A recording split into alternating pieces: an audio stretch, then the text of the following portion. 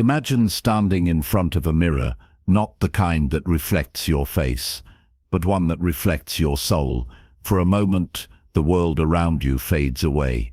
No noise, no expectations, no masks, just you. How long has it been since you truly looked at yourself, not to judge, not to fix, but simply to see? The truth is, we spend our lives learning how to love others. We learn how to please, how to care, how to give. But somewhere along the way, we forget how to give that same devotion to ourselves. This audiobook is not about selfishness. It's about survival. It's about coming home to the person who has been waiting for you all along. Welcome to the journey of rediscovering your worth, your beauty, and your wholeness. This is your reminder. You deserve your own love more than anyone else ever could. Chapter 1. The Mirror Never Lies. Have you ever stood in front of a mirror and truly looked? Not the kind of glance you give before rushing out the door. Not the half-second check to make sure you're presentable. I mean really looked into your own eyes. The kind of looking that feels like falling into yourself. The kind that makes you realize just how long it's been since you actually saw the person staring back. That person, the one behind the reflection, has been waiting for your attention, waiting for your love, waiting for you to finally say, "I see you." But somewhere along the way, we forgot how. We learned to see ourselves through everyone else's eyes, through comparison, through approval, through the silent scoreboard of social validation.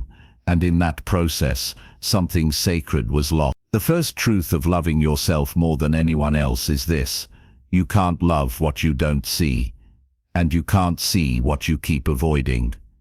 It's easier to scroll through the world than to sit with your own reflection. It's easier to chase affection than to face your own emptiness. But deep down, you know, the ache you feel isn't because others stopped loving you, it's because you stopped loving you. Take a moment and imagine this. Every harsh word you've ever spoken to yourself has lingered in the air like invisible bruises. Every "I'm not good enough," every "I can't," every "why bother."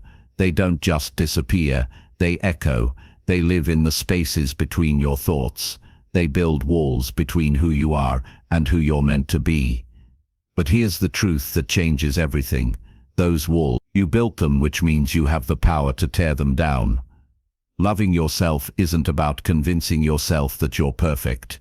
It's about choosing to stay, even when you're not. It's the decision to stand beside yourself in your weakest moments, instead of abandoning yourself to judgment and shame. The mirror never lies. It reflects both your wounds and your worth, and most of us only focus on one of those. Think about how you speak to a friend who's hurting. You wouldn't say, "You're not enough." You wouldn't say, "You should be better by now." No, you'd hold them, remind them they're trying, that they're human, that they matter. So why do you deny yourself that same kindness? We live in a world that profits from your self-doubt. Every ad, every filter, every impossible standard whispers the same poisonous message. You're not complete until you buy, achieve, or become something more. But self-love begins the moment you stop believing that lie. You were never meant to be perfect. You were meant to be real, and real is enough. When you look into that mirror again, you might see tired eyes, scars that haven't faded, dreams that never happened. But look deeper, you'll also see someone who's still standing, someone who's survived heartbreak, disappointment, failure, and still finds the strength to try again. That person is worthy of love, not because they've done everything right, but because they're here. Every day you wake up and breathe is proof that you're worthy of your own care. You don't have to earn your worth. You were born with it.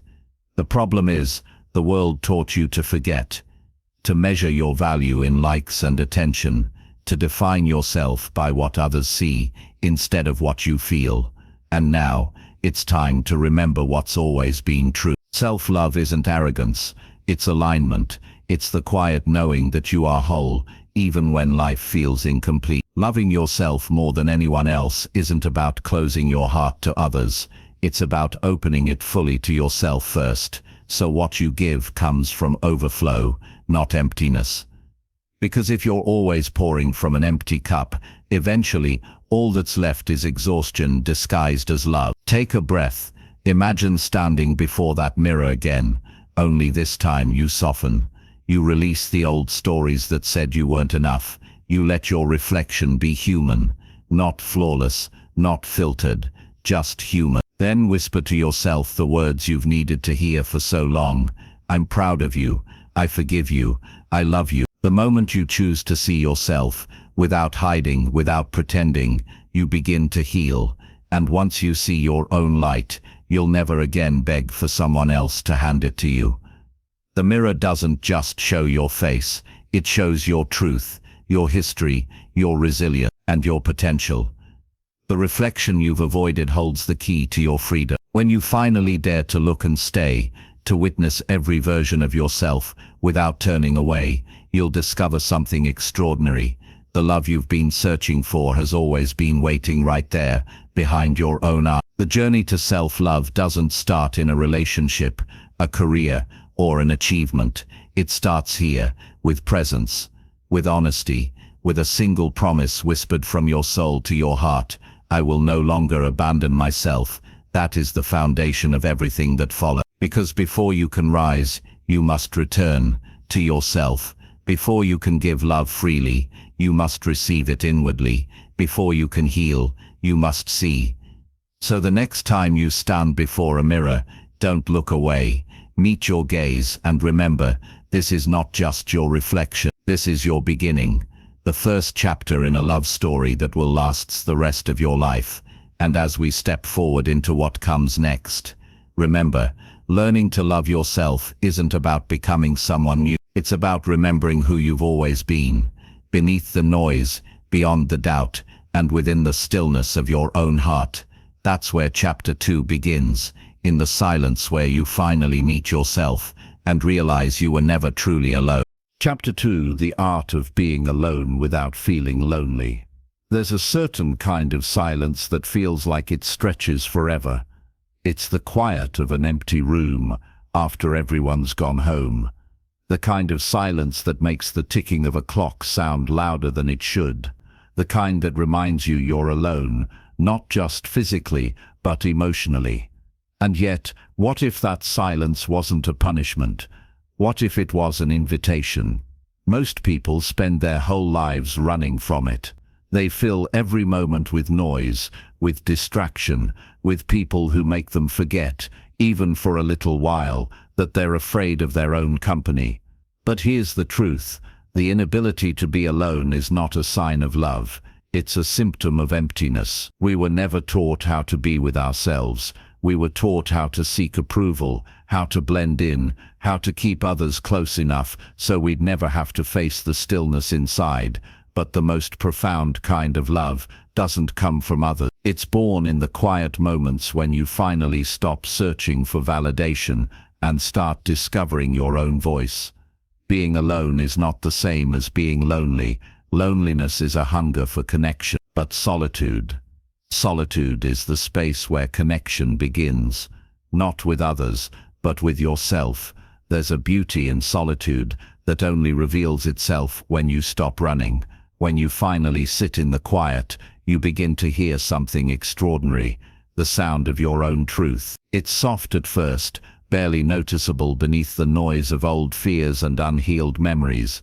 But with time, that voice becomes clearer. It tells you what you need, what you deserve, what you've been avoiding. Aloneness becomes sacred when you stop seeing it as a void and start seeing it as a mirror. Because in that stillness, you meet the parts of yourself you've forgotten, the dreamer, the child, the creator, the believer. All the versions of you that have been buried beneath the pressure to perform, please, or prove. When you're always surrounded by people, it's easy to lose sight of who you really are. You start blending into the noise, adjusting yourself to fit their moods, their expectations, their comfort. But when you're alone, you no longer have to perform. You can simply be. And that's when something miraculous happens. You start to remember what peace feels like. you start to realize that solitude isn't loneliness, it's freedom. Freedom from the constant need to be seen, to be liked, to be enough. You begin to understand that the quiet doesn't need to be filled, it needs to be felt. Think about it. When was the last time you sat in silence without reaching for your phone, without music, without conversation, without distraction? Most of us can't last more than a few minutes before the restlessness kicks in. That restlessness isn't boredom, it's resistance. It's the mind trying to escape itself. But when you stay, when you breathe through it, you realize that beneath the noise is something timeless and whole. A space where you no longer need to prove or pretend. A space where your worth simply is. This is where self-love begins. In the space between distractions, in the silence that holds your truth. You begin to see that your own presence is enough, that you don't need someone else's attention to feel real, that your own energy, your own thoughts, your own company can be nourishing, comforting, even joyful. You become your own companion, your own confidant, your own safe place. And here's the beautiful irony. The moment you stop fearing solitude is the moment you stop feeling lonely. Because loneliness is not the absence of people, it's the absence of connection with yourself. You can be in a crowded room and feel completely alone. You can be in a loving relationship and still feel unseen. And you can sit quietly by yourself and feel whole. Because real connection starts within. When you learn to enjoy your own presence, you stop depending on others to fill your emptiness. You stop settling for half-hearted love, for surface-level friendships, for validation that fades as quickly as it comes. You start choosing peace over company, and peace, my friend, is a form of love that never leaves you. In solitude, you learn your own rhythm. You discover what brings you joy when no one's watching. You learn to listen to your emotions instead of running from them. You learn to sit with your pain until it softens into understanding. And in that stillness, you begin to bloom, not for an audience, but for yourself. That is the art of being alone, without feeling lonely. You start to see solitude as a sanctuary, a place to return to, not to escape from. A space where you recharge, realign, and reconnect with your inner self. The world will always be noisy. People will always come and go, but your own presence, that is your constant, and when you make peace with it, you carry that peace wherever you go. There's a kind of strength that comes from knowing you can stand on your own. It's quiet, grounded, and unshakable. It's the strength that says, I don't need to be loved to know that I am love. That's not loneliness, that's liberation. So if life has brought you to a season of solitude, don't rush to fill it. Let it teach you, let it cleanse you, let it show you that aloneness is not emptiness, it's space for expansion. It's where you grow roots before you grow wings. Because when you can sit with yourself in peace, you'll never again fear being left alone. You'll know that you are your own home. And once you make peace with that, every relationship, every friendship, every connection you form from that point on will come from fullness, not from lack. You'll love others not because you need them, but because you want them. A choice made from strength, not from fear. This is where your power begins, in the quiet acceptance of your own presence, in the knowing that you are enough company for your soul, that your solitude is not a void, it's a gift. As you sit in the stillness of your own being, remember this: the silence you once feared is not empty, it's full of answers, and the moment you stop running from it, you'll finally begin to hear your heart speak, and what it says will change everything. Because next, we'll explore the voice that tries to drown that silence, the voice of comparison, of doubt, of not enough. But for now, sit with yourself, feel the peace beneath the noise, and know this: you were never truly alone. You were simply waiting to meet yourself. Chapter 3: Breaking the Chains of Comparison. It starts quietly. You're scrolling through your phone, maybe sipping your morning coffee, and suddenly, there it is, someone else's highlight reel. Their perfect vacation, their perfect relationship, their perfect life, And before you even realize it, a tiny voice inside whispers, "You're behind." That's how comparison begins. Not as a shout, but as a whisper. A subtle, almost invisible thought that grows louder with every scroll, every glance, every silent measuring of your life against someone else's. We don't notice it at first. We call it motivation. We tell ourselves we're just looking for inspiration. But deep down, something begins to shift. The joy in your own accomplishments starts to fade. The gratitude for your own path begins to shrink, and the quiet satisfaction of simply being you starts to feel like it's never enough. Comparison is the silent thief of peace. It doesn't just steal your happiness, it replaces it with self-doubt. It convinces you that your worth depends on how you measure up to someone else's story. But here's the truth, you were never meant to follow their path. You have your own. The world loves to tell you there's a race, a finish line, a timeline, a standard for success. But the truth is, there is no race, there is only rhythm. And your rhythm doesn't have to match anyone else's. Think of life like a garden. Every flower blooms at its own time. The rose doesn't rush because the sunflower opened first. The oak doesn't envy the speed of the bamboo. Each grows according to its nature, its season, its purpose. So why do we forget that when it comes to ourselves? Why do we punish our souls for not being on someone else's timeline? Because we've been conditioned to believe that worth is a competition, that being special means being better. But love, peace, and fulfillment don't come from being better. They come from being true. When you constantly compare, you lose touch with your truth. You stop asking, "What do I really want?" and start asking, "What should I want?" You stop listening to your heart and start listening to the noise of other people's expectations. And that's when you begin to drift away from your own purpose, away from your own joy. But there's another way. A way to live without measuring. A way to admire others without diminishing yourself. It begins with one simple realization. You can appreciate someone else's light without doubting your own. Imagine standing beneath a night sky, thousands of stars shining together, no two alike, no two competing, each radiant in its own position. You've never looked at one star and thought, "That one shouldn't shine so bright." You just stand there in awe of them all. That's how it's meant to be. You are one of those stars, and your light does not dim just because someone else's burns differently. Comparison is a habit built on fear. Fear that we're not enough, fear that we'll be forgotten, fear that if we're not the best, we're nothing. But the truth is, love doesn't measure, and peace doesn't compete. The only person you were ever meant to compare yourself to is the one you were yesterday. That's the only race that matters. Are you growing kinder?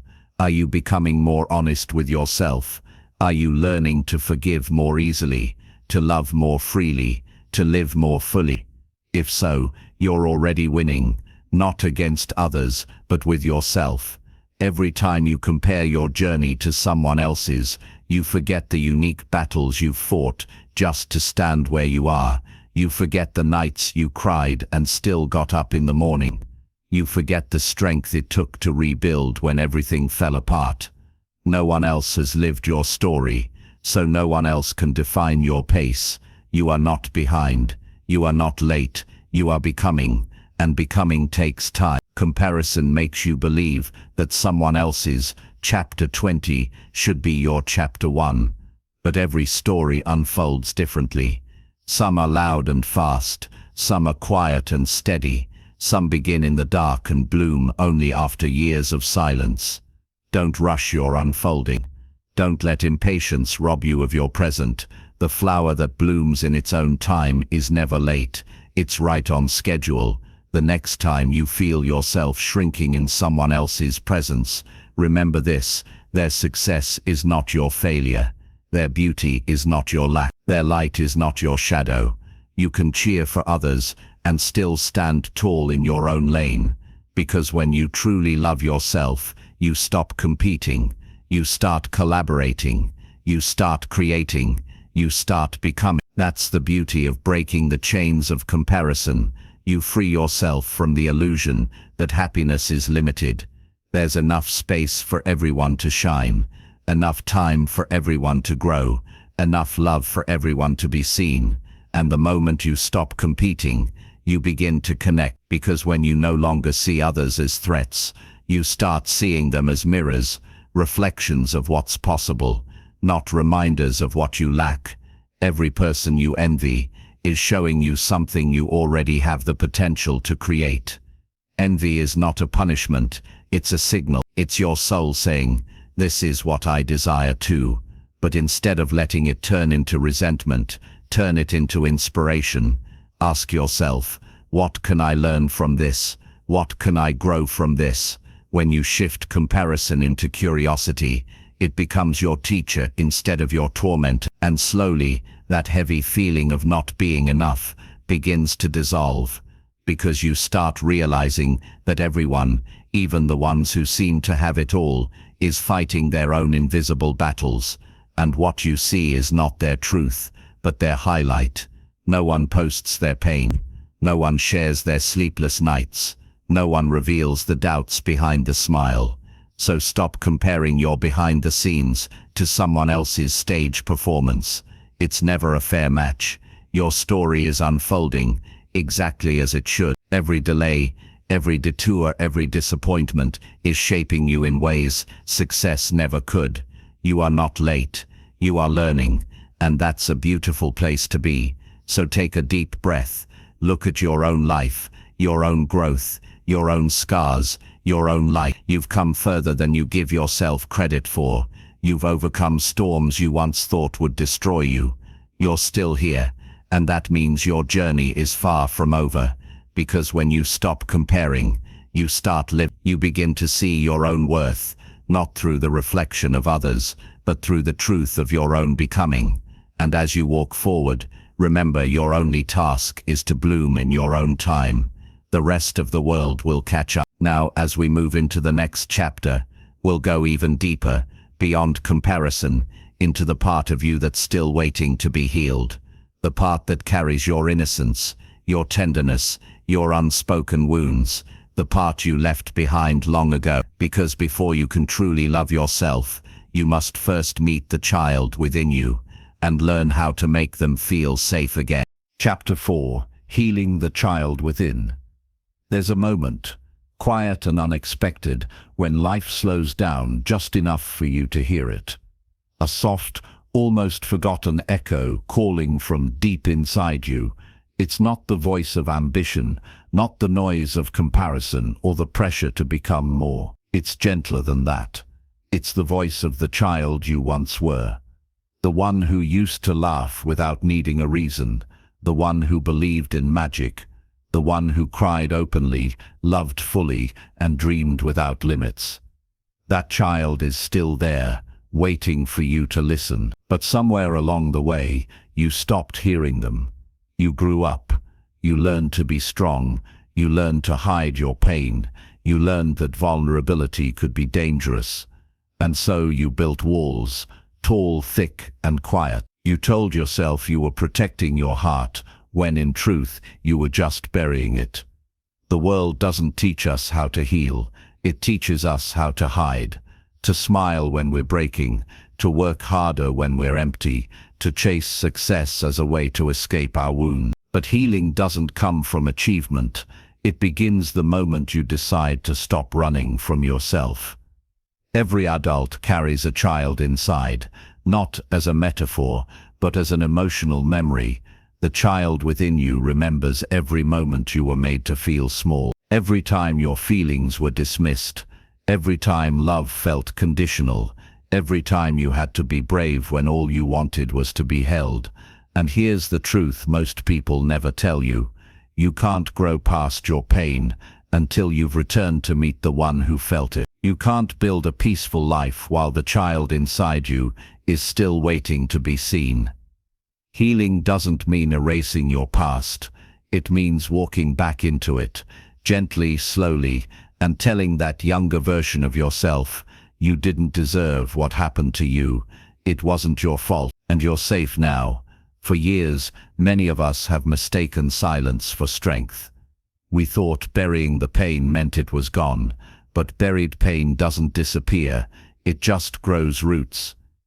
It shows up in your relationships, in your fears, in the way you talk to yourself. It hides behind perfectionism, overthinking, people-pleasing. Every unresolved wound finds a way to speak, until you finally choose to listen. Think back for a moment. Not to the memories you show others, but to the ones you avoid. The moments when you felt unseen, unworthy, or unloved. That's where your inner child is still waiting. Not to blame you, but to be embraced by you. When you begin to heal that part of yourself, something remarkable happens. You stop needing others to fill the gaps. You stop expecting the world to give you the love you never gave yourself. And instead you begin to parent your own soul. You become your own protector, your own comfort, your own source of safety. That's what real healing is, not pretending you were never hurt, but loving the one who was. It's easy to say I forgive, but real forgiveness begins with understanding. When you look back at your younger self with compassion, you realize they were only doing their best to survive with the tools they had. They didn't know how to process pain. They didn't have the language for grief. They only knew how to cope, and coping is not weakness. It's proof that you kept going. You may have been silenced, but you found ways to speak. You may have been neglected, but you learned how to care for others. You may have been abandoned, but you discovered resilience. That child wasn't broken. They were becoming strong enough to carry you here. But strength alone is not healing. Strength keeps you standing. Healing teaches you how to rest. So ask yourself, when was the last time you truly rested? Not just physically, but emotionally. When was the last time you gave yourself permission to stop trying to prove, to fix, to perform? When was the last time you simply sat with yourself and said, it's okay to just be? The child within you doesn't need perfection. They need patience. They don't need grand gestures. They need your presence. They don't need you to change the past. They just need to know you're finally willing to remember it. Sometimes healing looks like crying over things you told yourself you'd already moved on from. Sometimes it looks like admitting you're still hurt by words that were spoken years ago. And sometimes it looks like forgiving people who will never apologize because your peace matters more than their understanding. Healing the child within is not a destination. It's a conversation, one you'll return to again and again. Each time you'll go a little deeper. Each time you'll uncover another piece of yourself you thought was gone. And each time you'll realize that love was never lost. It was just waiting for you to come home. You don't have to be perfect to begin. You just have to be honest. You have to be willing to say, I'm ready to stop pretending I'm fine. That's where the real transformation begins, in the honesty of your own heart.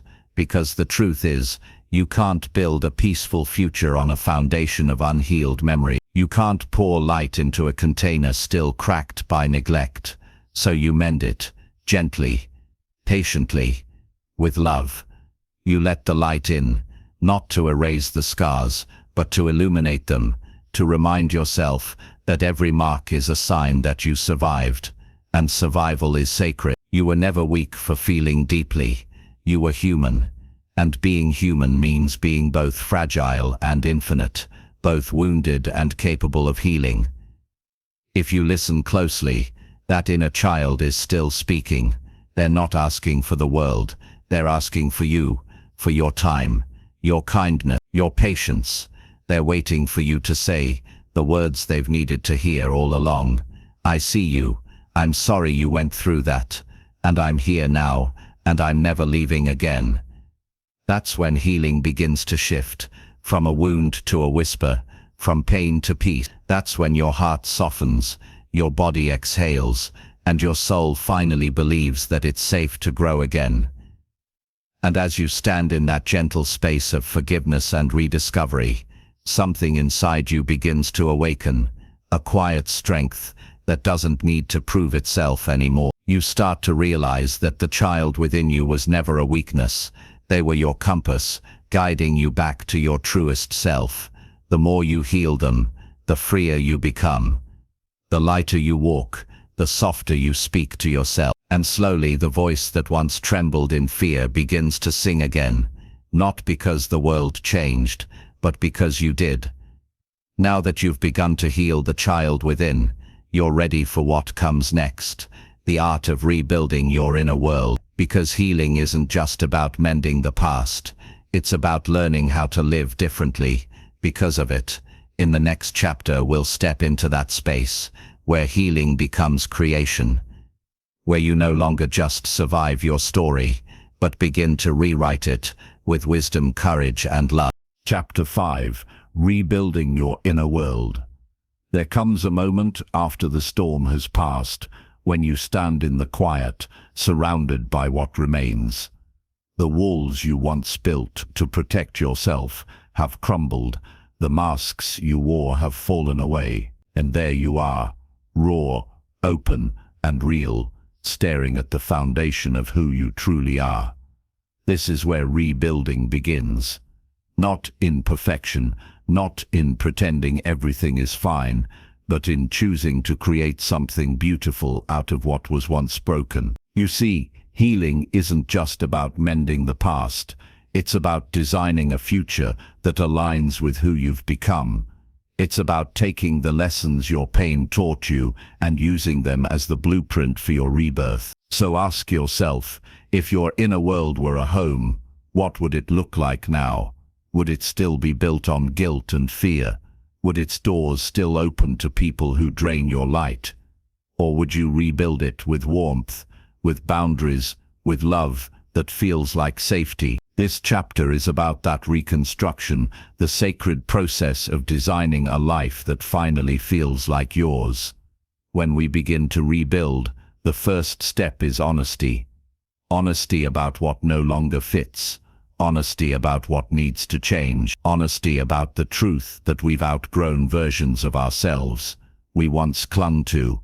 It's not easy, because rebuilding means letting go, not just of people, but of identities. You may have been the fixer, the strong one, the peacemaker, or the quiet survivor. But those roles were born from survival, not from peace. And to rebuild your inner world, you must be willing to release the roles that kept you safe, but also kept you small. You're not here to keep surviving. You're here to live fully, freely, unapologetically. Rebuilding your inner world begins with boundaries, the invisible architecture of peace. Boundaries aren't walls that keep love out, they're gates that guard your energy. They teach others how to treat you, but more importantly, they teach you how to treat yourself. Setting a boundary is not cruelty, it's clarity. It's standing at the door of your soul and saying, I will no longer sacrifice my peace for connection. Because real love, from others, or from yourself, will never require you to abandon yourself. When you create boundaries, you start to reclaim ownership of your life. You stop being a guest in your own story. You stop waiting for others to choose you and begin choosing yourself every single day. And that's where the foundation of your new inner world begins, in self-respect. Because self-love is not just a feeling, it's a structure. It's the walls you build to protect your peace. It's the windows you open to let light in, even on dark days. It's the roof you build over your dreams, so they no longer get washed away by the storms of doubt. But rebuilding is not only about protection, it's also about creation. Once the dust of the old collapses, you're left with a blank canvas. And here's the most beautiful truth: you get to decide what stays and what goes. You can fill your inner world with gratitude instead of guilt. You can decorate it with kindness, with compassion, with forgiveness. You can paint its walls with new stories, stories that celebrate who you are instead of shaming who you were. This process takes time. There will be days when it feels easier to fall back into old habits, to reopen the doors you've just closed.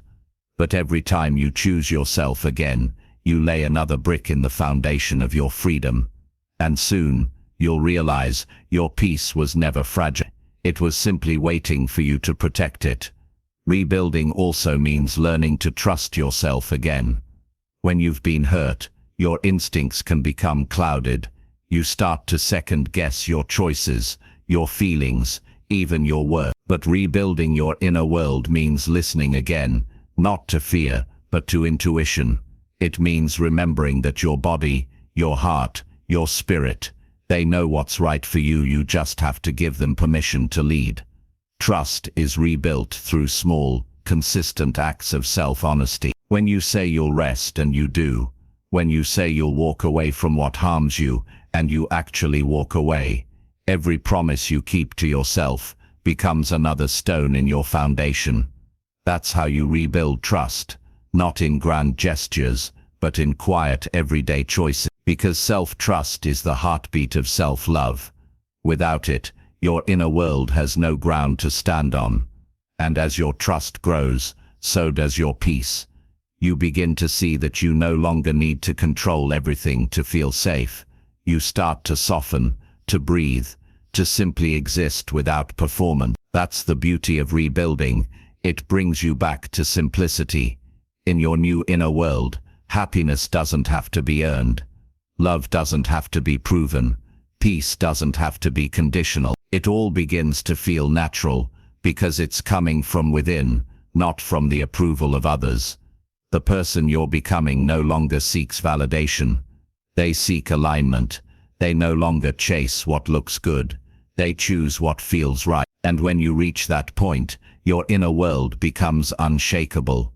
No matter what chaos swirls outside, you remain steady, because your peace is no longer built on the opinions of others, but on the truth you carry inside. That truth is this: you are worthy, not because you've achieved enough, but because you exist. You are lovable, not because you're perfect, but because you're human. And you are whole, not because you've never been broken, but because you chose to rebuild. Every scar, every lesson, every moment of loss has shaped the architecture of your new self. And as you walk through the rooms of your own becoming, you'll see that what you've built is not fragile. It's sacred. It's a home within yourself that no one can take away. So take a deep breath and look around your inner world. Can you feel how quiet it's becoming? That's the sound of peace returning. That's the sound of you finally belonging to yourself again. But rebuilding is only half the story. Once your inner world is whole, a new question begins to rise. How do you now share this love with the world without losing yourself in it again? Because loving yourself is not the end of the journey. It's the beginning of a new way of loving everything else. And that's where we'll go next, into the balance between self-love and connection. How to love others deeply, beautifully, and truthfully, without ever abandoning yourself again. Chapter 6. Loving without losing yourself. Love, it's the most beautiful feeling in the world, and sometimes the most painful one too. It's the fire that gives warmth, and the same flame that can burn if held too tightly. For most of us, love was where we first learned both joy and heartbreak. We gave, we hoped, we trusted, and somewhere along the way, many of us learned to love in a way that required us to shrink ourselves. But here's the truth: real love should never cost you. If it does, it's not love, it's attachment, fear, or illusion wearing love's disguise. This chapter is about rediscovering what love truly is. Not the kind that consumes or controls, but the kind that frees. Because once you've learned to love yourself, the next great challenge is learning how to love others without losing your center. Let's begin there, at the crossroads between self and connection. Think about it. How many times have you loved someone so deeply that you began to disappear in the process? You adjusted your tone so they'd stay. You silenced your needs to keep the peace. You carried their emotions, their chaos, their healing, as if it was your job to save them. That's not love. That's self-erasure disguised as devotion. And it's one of the most common forms of quiet suffering in the world. We've been taught that love is sacrifice. That, to prove our love, we must endure, compromise, and carry. But what if love isn't about losing yourself for another? What if it's about finding yourself through the act of connection? Healthy love doesn't ask you to abandon who you are. It celebrates your individuality. It doesn't demand your silence. It invites your truth. It doesn't pull you away from yourself. It brings you home to yourself, over and over again. To love without losing yourself, you must begin with awareness. You must know where you end and another person begins. This boundary isn't made of walls, it's made of wisdom. It's the understanding that your peace, your purpose, your identity, they belong to you. You can share your world with someone, but you cannot hand them the keys to your sanity. Because love built on dependency isn't connection, it's captivity. It may feel intense, passionate, and consuming, but beneath that fire lies fear, the fear of being alone, of being unloved, of being unworthy. True love begins only when that fear ends, when you no longer need another person to fill your emptiness. Imagine this: two whole souls standing side by side, not to complete each other, but to expand each other, each grounded in their own worth, each free to grow, each choosing the other, not from need, but from alignment. That is love in its highest form, the meeting of two worlds that do not collide, but coexist. To reach that kind of love, you have to let go of the patterns that kept you small. You have to release the belief that you must earn affection. You have to stop mistaking intensity for intimacy, because real love isn't found in chaos, it's found in calm. It's not proven through pain, it's revealed through peace. Loving without losing yourself means staying connected to your truth, even when love tests it. It means saying no when something doesn't feel right, even if it risks disappointing someone you care about. It means communicating honestly, not to control but to be understood. It means allowing others to have their emotions without absorbing them as your own. This kind of love takes practice. It requires courage to unlearn everything the world told you about what love should look like. You'll have to walk away from relationships that only value you when you're quiet. You'll have to choose solitude over connection that costs your peace. You'll have to remind yourself, over and over, that love is not meant to hurt this much. When you love from a place of wholeness, something incredible happens. You stop chasing validation. You stop begging for crumbs. You stop measuring your worth by how much someone else needs you. Instead, you begin to share love, not seek it. You start giving love because it overflows from you, not because you're starving for it. And that shift changes everything. Loving without losing yourself doesn't mean loving less. It means loving better. It means showing up with open hands, not clenched fists. It means letting others be who they are, while you remain who you are. It's the kind of love that breathes, not suffocates. And when you reach that balance, love becomes a mirror, not a mask. It reflects your growth, your truth, your capacity for compassion, but it no longer defines you. So how do you know when you're loving from your center? You'll feel it in your body. You'll feel calm, not anxious. You'll feel open, not desperate. You'll give freely, without fear of losing yourself in the process. Because when your self-worth is rooted within, love becomes something you choose, not something you cling to. And when love ends, if it ever does, you don't shatter anymore. You may grieve, yes, you may cry, you may ache, but you don't lose yourself, because you never gave yourself away. That is the power of self-love. It allows you to love others deeply, yet remain whole. It allows you to walk beside someone, not beneath them. It allows you to care without carrying. It allows you to give without disappearing. The truth is, love is not meant to complete us. It's meant to complement us. The right love doesn't drain your energy. It multiplies it. It doesn't dim your light. It amplifies it. It doesn't make you forget who you are. It reminds you why you're here. When you learn to love without losing yourself, you create relationships that are grounded in freedom, not fear. You attract people who respect your boundaries, not test them. You draw in partners, friends and connections who see your worth because you already do. And maybe the greatest realization of all is this: love isn't a destination, it's a practice, a daily choice to show up with both your heart and your self-respect intact. It's the balance between giving and staying grounded, between connection and individuality. So if you've ever lost yourself in love, don't see it as failure, see it as a lesson, because you had to lose yourself once to learn how to never do it again. And now you know better.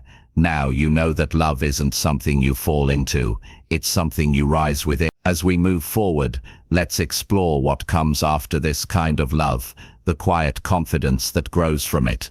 Because once you've learned to love without losing yourself, you step into a new season of life, one defined not by who you're with, but by who you've become. In the next chapter, we'll dive into that evolution, the power of becoming your highest self, not for others, but for the person you've always been waiting to meet.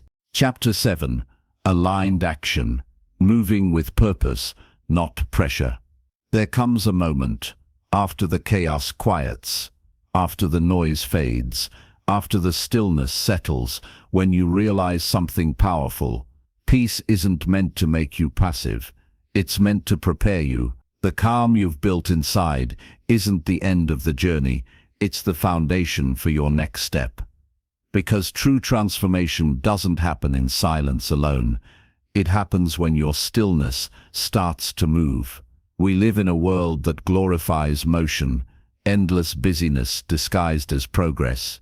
But movement without meaning is just noise. It's the treadmill effect. You're running, sweating, striving, yet staying in the same place. Action without alignment is exhaustion in disguise. But aligned action, that's different. It's power, precision, and peace working together. It's when every step you take comes from clarity, not chaos. When your doing flows naturally from your being. That's the kind of action that changes lives, starting with your own. Let's pause and ask something simple yet profound. Why do you do what you do? Most people can't answer that without hesitation. They can list what they're doing, even how they're doing it, but the why is often buried beneath layers of fear, obligation, or expectation. And that's where alignment begins, in rediscovering the why behind your movement. Alignment isn't about perfection. It's about honesty. It's about checking in with your soul before you move your feet. Because sometimes slowing down for a moment of truth saves you years of wasted motion. Imagine shooting an arrow. You could pull the string, close your eyes and hope it hits the mark. Or you could take a breath, align your aim, and release with focus. That single second of alignment changes everything. In life, most people keep firing arrows blindly, chasing goals that don't fulfill them, pursuing success that doesn't satisfy them, following paths that lead them further from themselves. Then they wonder why peace feels out of reach. The truth is, peace was never the problem. It's just been drowned out by unaligned action. Aligned action begins where stillness ends, with awareness. When you move from awareness, your choices start to reflect your truth. You stop doing things out of fear of missing out. You stop saying yes when your spirit says no. You stop living on autopilot and start living on purpose. Let's make it real. Think of a time when you acted out of pressure instead of purpose. Maybe you took on a job, a relationship, a responsibility, not because it felt right, but because it felt expected. And somewhere along the way, you began to feel drained, disconnected, heavy. That's what happens when your outer world moves faster than your inner world. It's like trying to dance to a rhythm that isn't yours. But when you act from alignment, life feels different. You feel a quiet confidence guiding you. Not loud, not forceful, but certain. You start noticing synchronicities, flow, timing. Opportunities appear that once seemed impossible. Doors open without struggle. You realize you no longer need to push so hard because you're no longer fighting your own current. That's what aligned action does. It turns life from a struggle into a dance. And here's the key. Alignment doesn't mean everything will be easy. It means even when it's hard, it's right. It means the effort nourishes you instead of depleting you. It means you're willing to carry the weight because it's yours to carry, not someone else's. In alignment, you stop chasing results and start building resonance. You stop measuring success by speed and start measuring it by depth. And you stop confusing movement with meaning. To live this way, you must learn to check in with yourself. Often, before every big decision, before every major move, ask yourself, is this in alignment with who I am becoming? Not who you were yesterday, not who others want you to be, but who you are becoming. When your decisions are rooted in that awareness, your life stops scattering and starts concentrating. Your energy becomes focused, your direction clear, your actions powerful, and the world starts to respond differently, because you've changed the vibration you move from. Here's something few talk about. Alignment doesn't always look glamorous. Sometimes it looks like saying no. Sometimes it looks like walking away. Sometimes it looks like silence when everyone else is shouting. Alignment requires courage, the courage to choose what's true over what's popular. But every time you act from truth, even quietly, the universe listens. It reorganizes around your energy, matching your integrity with opportunity. Because when you're aligned, you're magnetic. You don't chase what's yours, you attract it. Think of a river again. Calm, steady, flowing in one direction.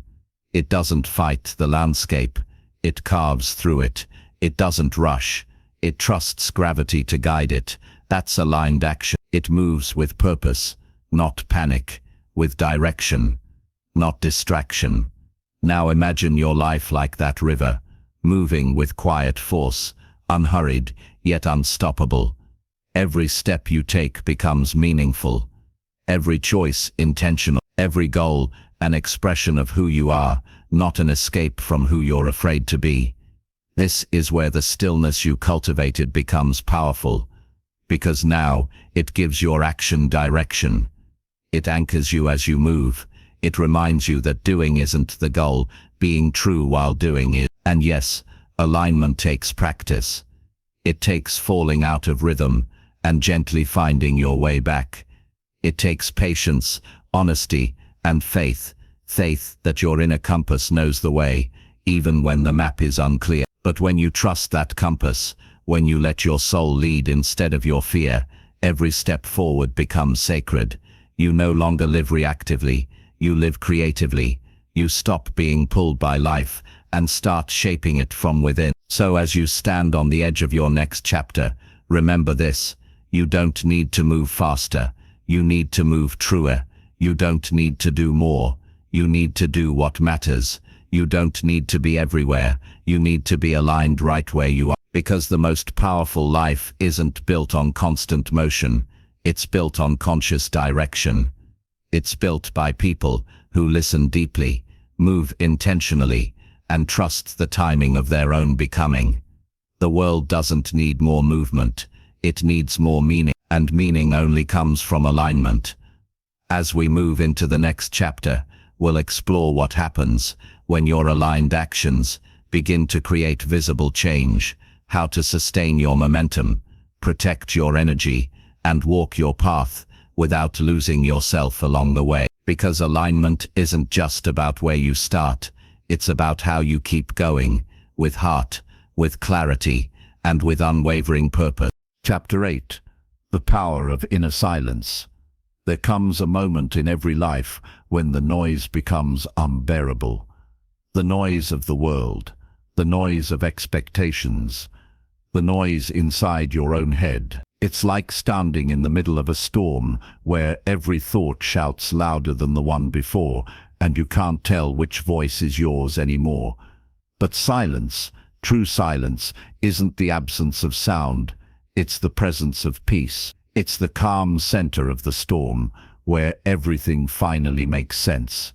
We live in an age where stillness feels unnatural. We wake up to alarms, rush through routines, drown ourselves in screens, and call it being productive. But the truth is, most people aren't living.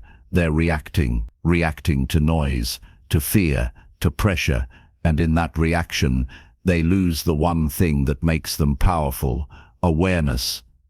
Inner silence is not passive. It's not retreat. It's the deepest form of strength, because when you learn to quiet your mind, you stop chasing the world, and the world starts coming to you. Pause for a moment and imagine this. You're sitting by a still lake at dawn. The water doesn't move, yet it reflects everything perfectly. The sky, the trees, the rising sun. That's your mind when it's silent. Still, but aware. Calm yet alive. It sees clearly because it's not disturbed by the ripples of fear or doubt. Now think about how much energy we waste in noise, how often we replay old memories, argue with invisible people in our heads, or predict disasters that never come. We're trapped in mental motion, always spinning, rarely resting, and we call it thinking. But true thinking, the kind that changes your life, doesn't come from chaos, it comes from stillness. When you practice inner silence, you begin to notice the subtle things. You start hearing your intuition again, the quiet guidance that never shouts, but always knows. You begin to sense the difference between what's urgent and what's important, what's noise and what's truth. Inner silence is where creativity is born. It's where decisions become clear, where emotions find balance, and where healing begins. Because silence is the language of your soul, and when you finally listen, life starts to speak back in ways you never imagined. But here's the challenge: silence will confront you before it comforts you. When you first try to quiet your mind, you'll meet every buried thought you've been avoiding. The memories you've pushed away, the fears you've hidden under your busy schedule, they'll rise to the surface, not to punish you, but to be released. And that's where most people stop. They confuse stillness with discomfort. They think something's wrong. But in truth, that's the beginning of freedom, because silence doesn't hide your pain, it reveals it, and in that revelation, it gives you the power to transform it. So how do you begin? You start with a single breath. Just one. You close your eyes and feel the air enter your body. You don't control it. You observe it. That's all. In that small act, you've already broken the chain of unconscious noise. You've stepped into awareness. Do this once a day, then twice, then whenever you remember. Over time, you'll notice something remarkable. The world will still be loud, but it won't control you anymore. You'll be able to walk through chaos and remain calm inside. You'll respond to life, not react to it, and that's where real power begins. You see, inner silence doesn't make you distant, it makes you present. You start noticing beauty again. You hear the sincerity in someone's laugh, the rhythm of the rain, the unspoken emotions in a conversation. You stop living in the blur of distraction and start tasting the fullness of each moment. And something else happens.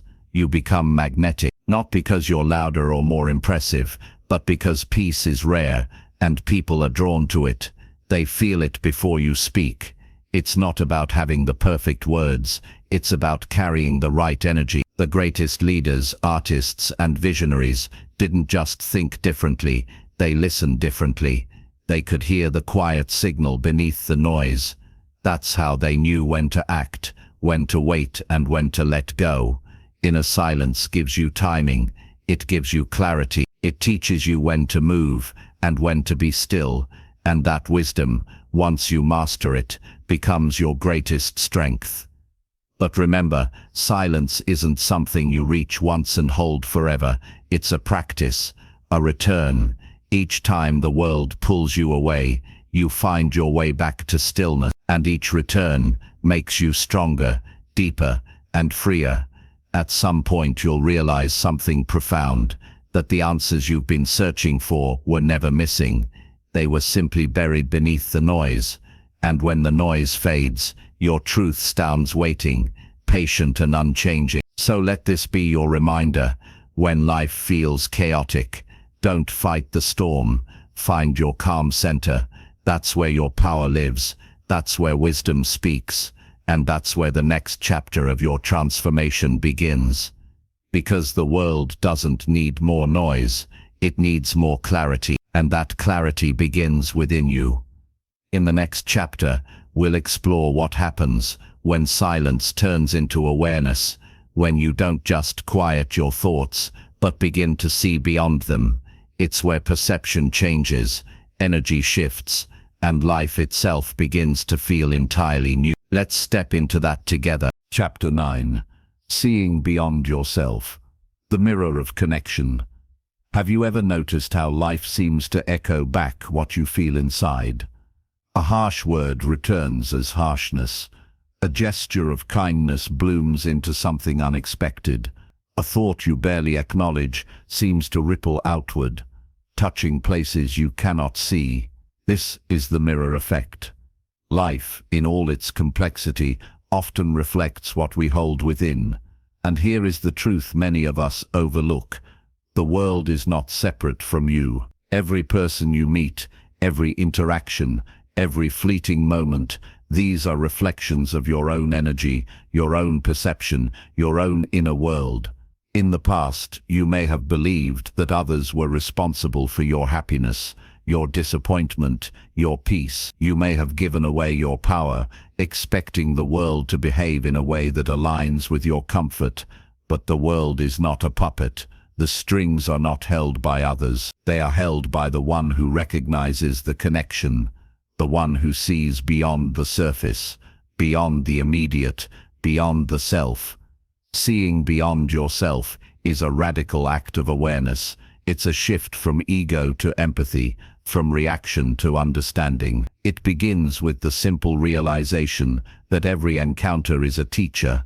Every person you meet carries a lesson, whether you recognize it or not. Every challenge, every joy, every heartbreak contains insight, waiting for your attention. Imagine walking through a crowded street. A stranger bumps into you. Your first impulse might be irritation, frustration, even anger. But what if instead you paused? What if you asked yourself quietly, what is this moment showing me about myself? Perhaps it's patience, perhaps it's forgiveness, perhaps it's the courage to remain calm in chaos. Life becomes a mirror in which your inner state is reflected. If you are tense, suspicious, fearful, the world mirrors that tension. If you are compassionate, open, forgiving, the world returns that grace. This is not magic, it is awareness in motion. Your energy shapes the world around you often before you even realize it. Connection is the key. Not superficial connection, smiles and polite conversation, but deep, resonant connection that recognizes the shared humanity in every being. Connection that sees past appearances, past judgments, past assumptions.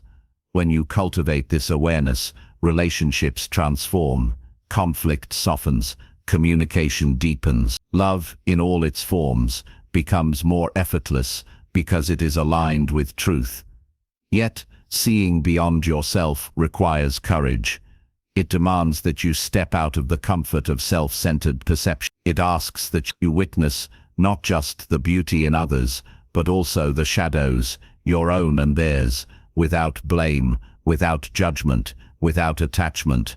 It asks that you embrace the uncomfortable truth that every person you encounter is both a reflection of you and an entirely separate world. The beauty of this perspective is profound. When you see beyond yourself, you stop needing approval, validation, or control from the outside world. You no longer measure your worth against others' behavior or opinions.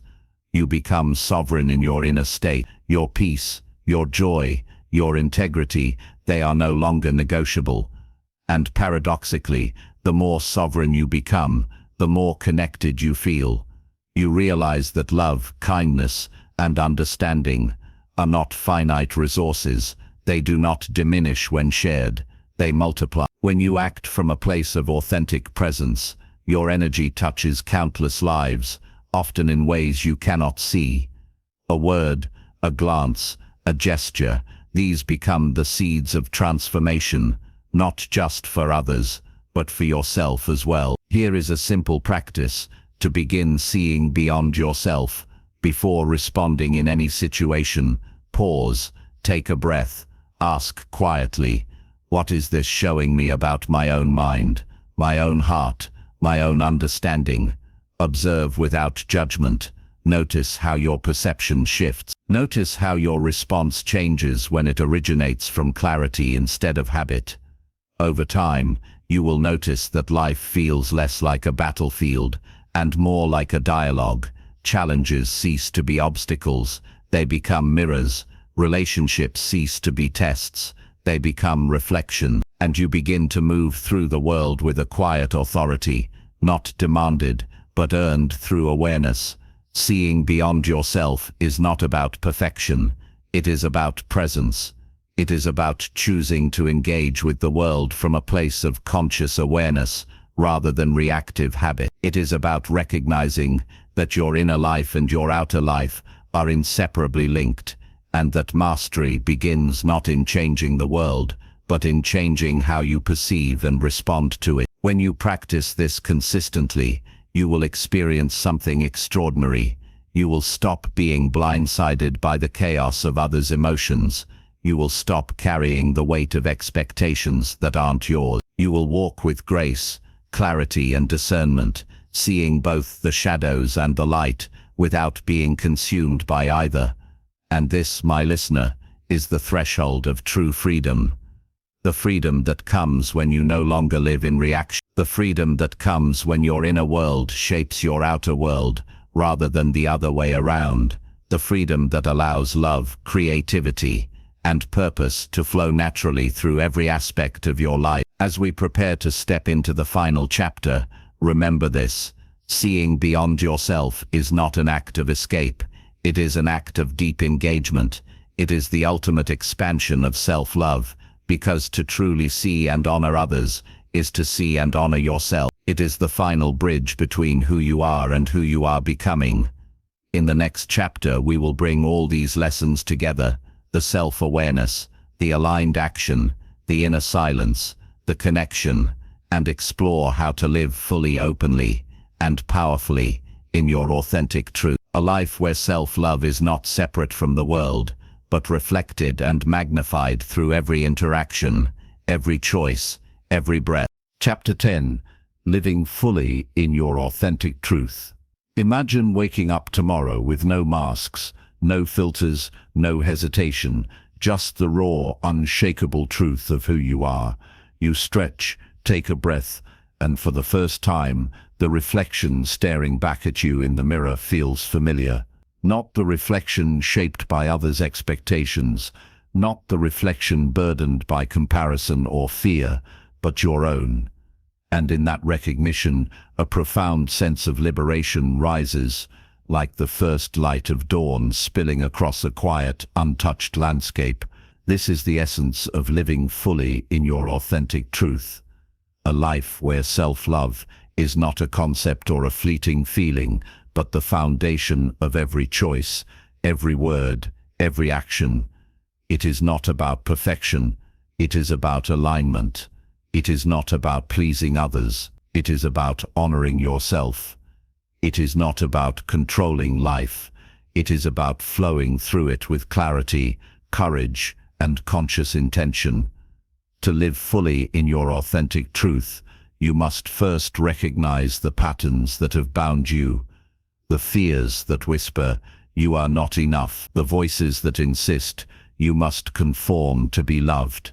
The doubts that tell you to shrink, to hide, to settle. These are the chains we carry from childhood, from society, from a world that thrives on conformity. But awareness is the key that unlocks them, and awareness begins with the practice of noticing your thoughts, your feelings, your impulses, without judgment, without resistance, without distraction. Once you see these patterns, something remarkable happens. Choice emerges. You no longer react unconsciously, you respond deliberately. You begin to say yes to what resonates with your soul and no to what diminishes it. And with every conscious decision, the authentic self grows stronger, more radiant, more undeniable. Living authentically is not a solitary act. It is a ripple that touches everything and everyone around you.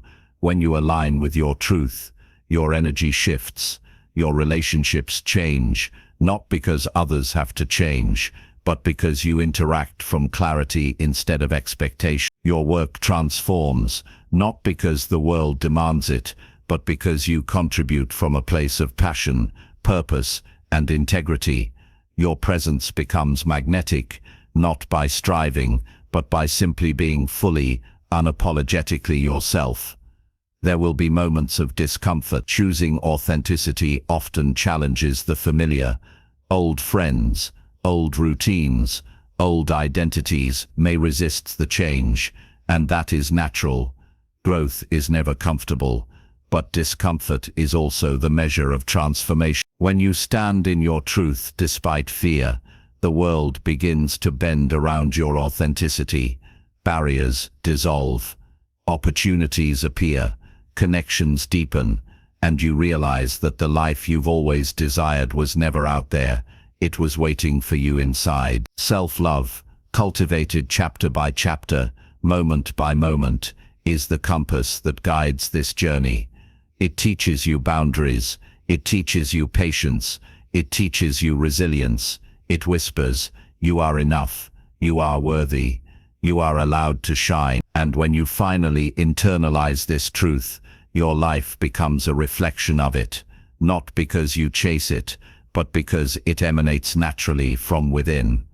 Living in your authentic truth also means embracing impermanence and uncertainty.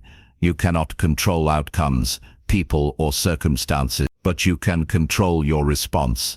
You can choose presence over anxiety, courage over fear, love over judgment. This choice, this conscious engagement with life, is where freedom resides. It is the difference between merely existing and truly living. Take a moment now and picture it. You face the world, not with armor, but with awareness. You speak your truth, even when it trembles. You love, even when it risks rejection. You create, even when the outcome is unknown. And in every heartbeat, every breath, every thought, you are fully, wholly, undeniably yourself. This is not a destination. It is a continuous journey. Every day, every decision, every interaction is an opportunity to realign with your truth. Every challenge is a mirror reflecting what still needs courage, compassion, or clarity. Every triumph is a testament to the strength and resilience of the authentic self. And here is the ultimate gift of this journey. When you live fully in your authentic truth, you do more than transform your own life.